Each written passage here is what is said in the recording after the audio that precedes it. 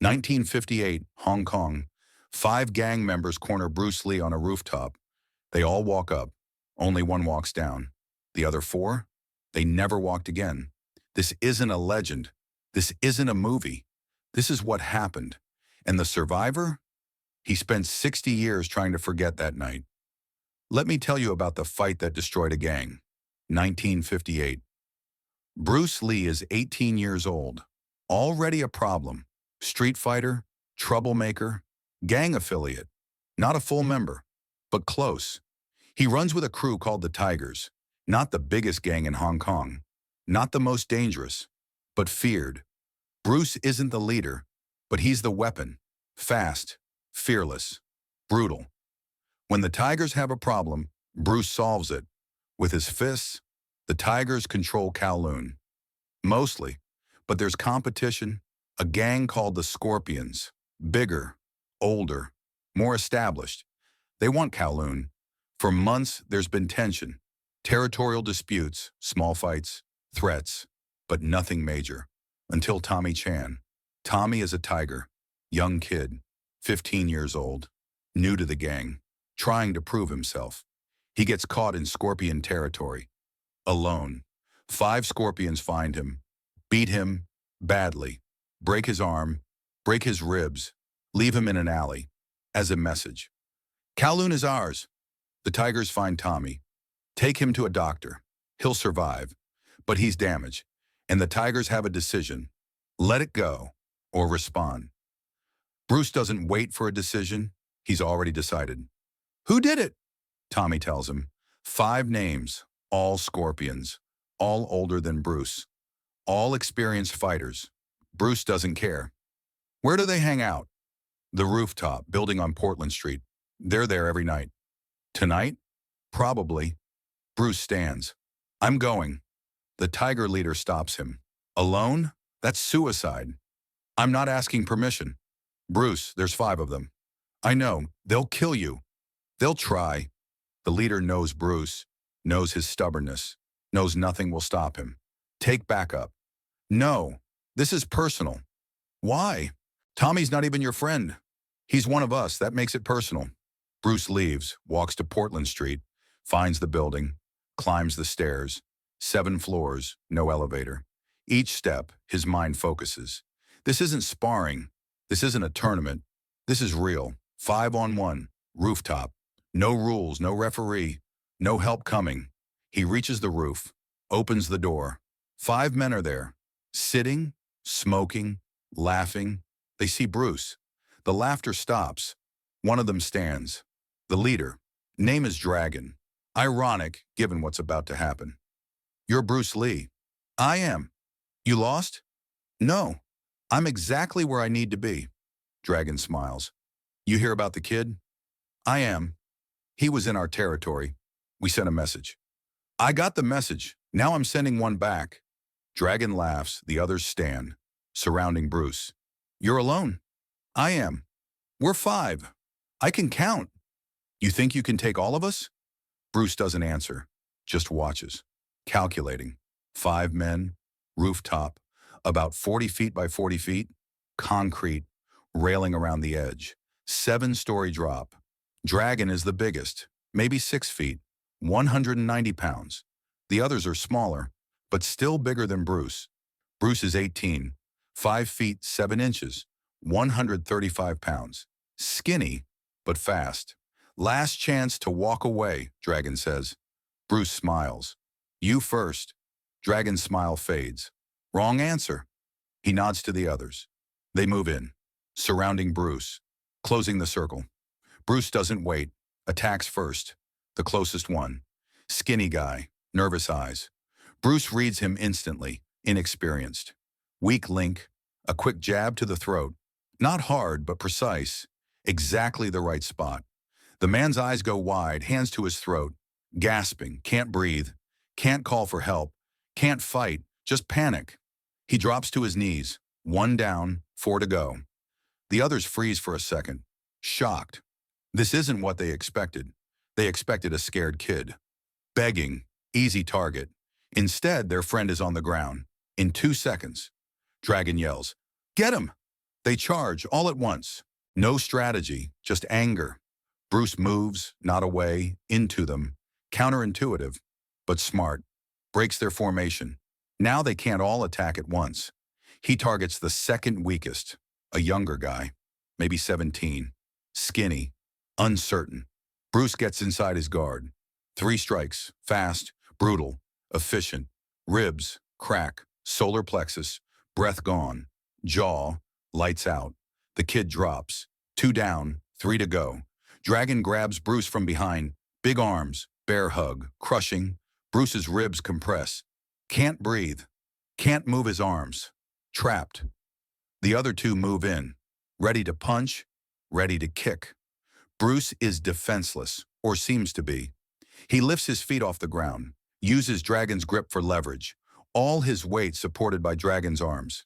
Then kicks, both feet, at once, hits both men, square in the chest. They stumble back.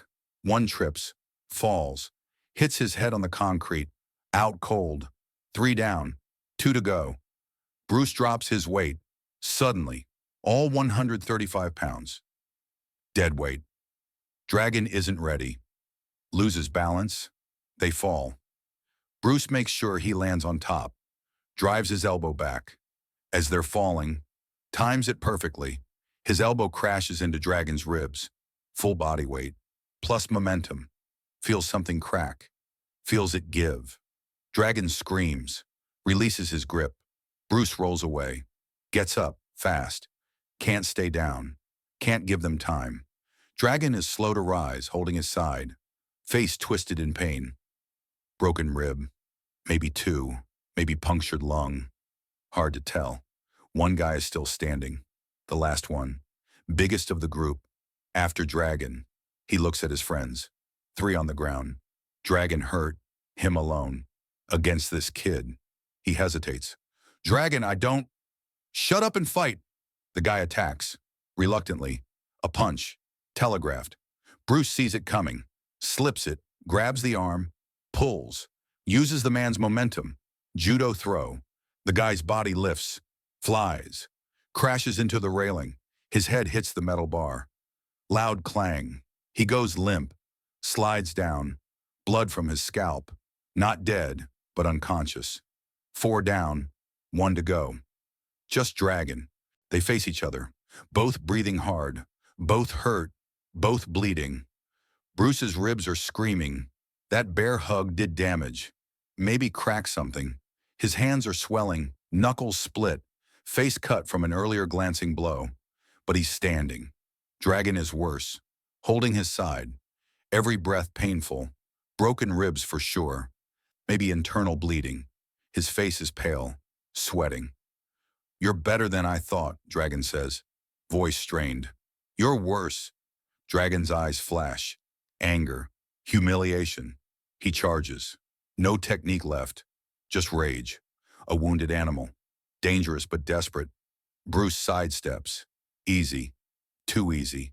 Dragon's momentum carries him forward. Into the railing. Hard. Almost goes over. The railing is only waist high. 7 stories down. Dragon catches himself. Grabs the railing. Stops. Turns. Bruce is there. 1 punch. Clean. Perfect. All his remaining strength. Dragon's jaw. The sound is sickening. Crack. Dragon's head snaps to the side. His eyes roll back. He drops. Doesn't get up. 5 down. Bruce won. He stands. Swaying. Adrenaline fading. Pain rushing in. Ribs aching. Hands throbbing. Face bleeding. Chest heaving. He looks at the 5 men. All on the ground. All conscious. Mostly, but broken. Destroyed. Dragon stirs. Groans. Tries to get up. Can't. Ribs won't let him. Every movement is agony. He looks at Bruce. You're insane. No, I'm necessary. What does that mean? Bruce kneels down. Gets close to Dragon's face. It means you hurt one of mine. I hurt 5 of yours. Now we're even. But if you ever touch another tiger, I won't stop at 5. I'll find every single scorpion, one by one. And I won't just hurt you, I'll destroy you. Understand? The coldness in Bruce's voice. The certainty. The dead serious eyes. Dragon believes him. Completely. You're serious. Test me and find out. Dragon nods. Slight. Painful. We're done. No more war. Smart choice.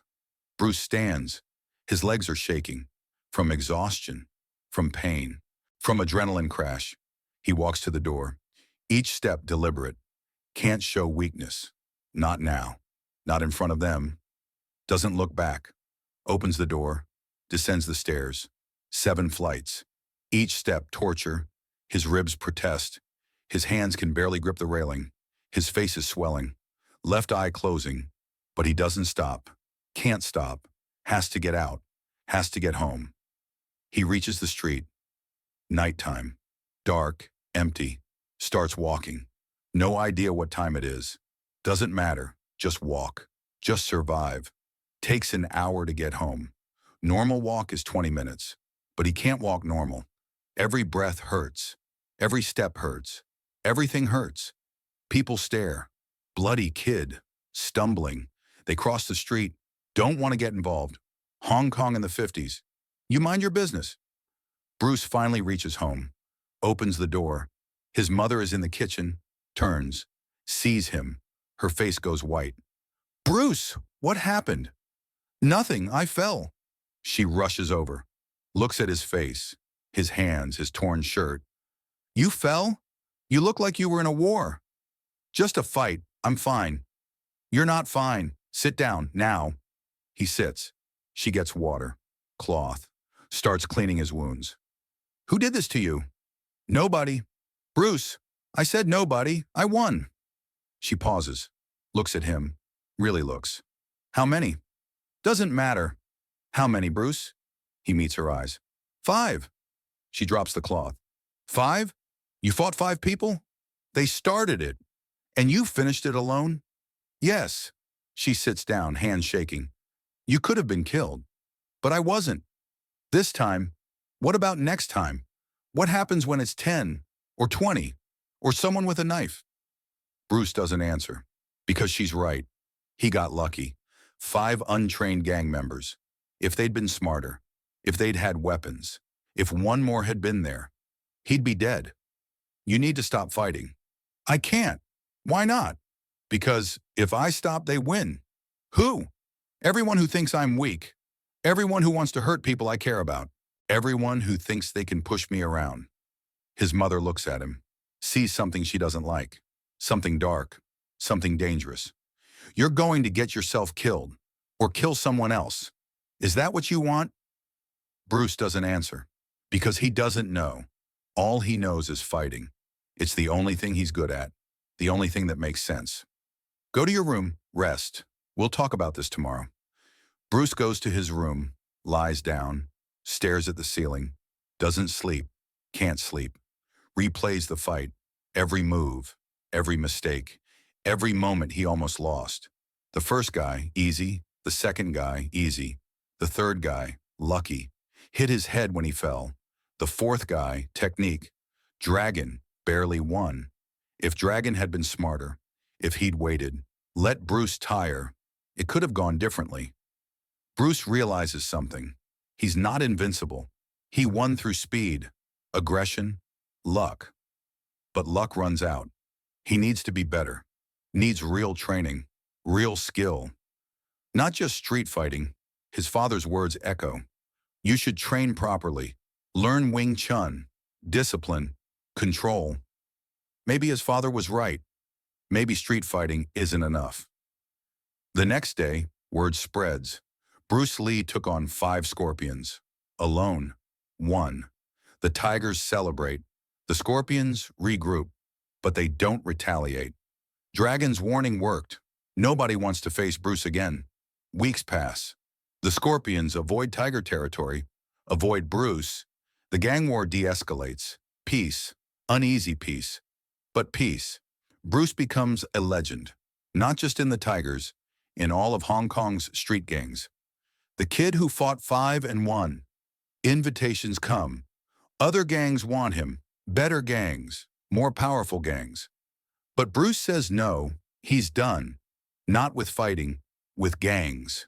The rooftop fight showed him something. He's good. Maybe the best street fighter in Hong Kong. But street fighting has no future. Just broken bones, jail, death. He needs something else. His father suggests Wing Chun, formal training, structure, discipline. Bruce agrees. Starts training with Yip Man. The rest is history. But the rooftop?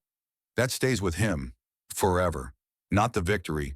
The realization that he almost died. That 5-on-1 is suicide. That luck saved him as much as skill. And that street fighting, real fighting, is nothing like the movies.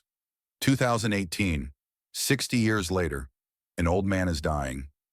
Hong Kong, cancer, stage 4. His name is Michael Leung. He's 78 years old. On his deathbed, he tells his grandson a story. I once fought Bruce Lee. The grandson doesn't believe him. Sure, Grandpa. I'm serious. 1958, Portland Street rooftop. I was there. What happened? Michael closes his eyes, remembering. There were 5 of us. Big, tough guys, gang enforcers. We thought we were invincible. Then this skinny kid shows up, alone. We thought it would be easy. It wasn't. Did you win? Michael laughs, bitter laugh. Win? We all ended up on the ground. 4 of us never fought again. Injuries too severe. I was the only one who recovered. Why? Because I stayed down. I was the first one he hit. Throat shot, couldn't breathe, couldn't fight, just laid there gasping. Watched him destroy the others. So you didn't really fight him? No, and that's why I survived. The others tried. They failed. They paid. What happened to them? Dragon, our leader, never walked right again. Broken ribs punctured his lung. Another guy lost hearing in one ear. Another had permanent nerve damage in his hand. The last one, he disappeared. Couldn't face the shame. And you? I quit the gang the next day, went straight, got a job, lived a clean life, all because of that night. Bruce Lee scared you that much? Michael shakes his head. Not scared, taught. He showed me something. What? That violence has consequences. Real consequences, not movie consequences. And that the person you underestimate might be the one who changes your life, or ends it. The grandson listens, fascinated.